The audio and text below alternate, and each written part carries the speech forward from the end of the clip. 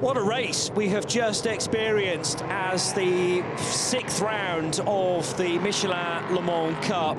We always knew it was going to be held in changeable conditions when the heavens opened and the cars were gridding up. Disaster even before we got going, because the Bullet Racing Aston Martin ended up in the tyre wall on one of its installation laps.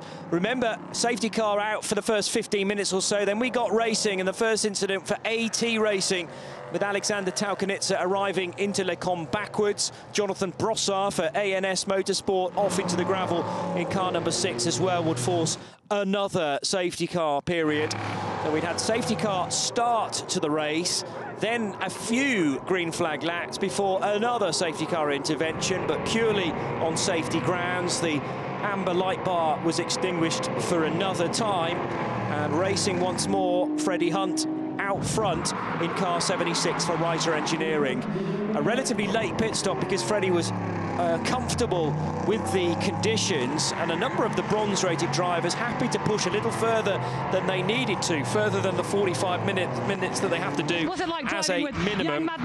Then the number 3 car, which was started by Laurence Roux, got as high up as 2nd position, in fact, and then John Brownson took the car over from his German teammate, and Brownson, with the greatest respect, never going to be as quick as Laurence Roux, because barely anybody is in this order. Unfortunately, though, a couple of runs off onto the gravel for John Brownson, including this one. We didn't make the gravel at turn 1, but later on, down at Stavelot, would cause another full course yellow. Car number 9 into the gravel trap as well for Alexander Taukanitsa Jr. on this occasion. This would be a late safety car, crucially, and bang would go a 30-second advantage that Mads Sielerhaug was enjoying. And then the carnage really did begin. It was like the start lap all over again, with cars all over the place, trying to unlap themselves in places, just trying to find enough real estate to continue to go racing, but safely. Colin Noble having a nibble at a couple of cars ahead. This was John Brownson's 2nd moment, though, off into the gravel at Campos corner, which would cause a full course yellow this time.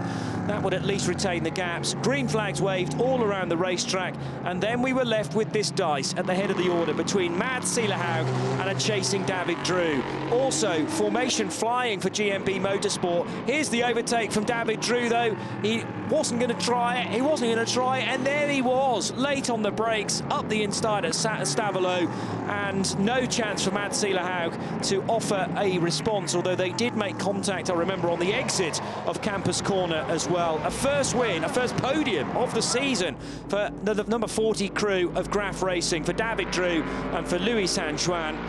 And this incident, which involved the 61 Ferrari making contact with the 51 GMB Motorsport car, no further action we're just hearing. It is a formation finish for GMB Motorsport's Honda NSXs, though. The 44 car of Gustav Berg winning from Jan Magnussen and Kasper H. Jensen. 36 laps, that's all we managed in a massively affected race because of wet weather, because of safety cars and full course yellows. It's a winning margin in the end for David Drew of nearly a second over Reiter Engineering's Mads Sielerhaug and Freddie Hunt. 3rd position going the way of Racing Spirit of Le Mans for Josh Skelton, who completed the race, at least in the 43 car. Colin Noble, Tony Wells in car 7, 4th ahead of Malte Jakobsen in the 69 Cool Racing car. Then it was the championship leaders, the 2nd Racing Spirit of Le Mans car for Tom Dillman. GT3 is won by GMB Motorsport, a massive pendulum swing towards the Danish squad regarding the championship. One of their cars almost confirmed as the championship winner.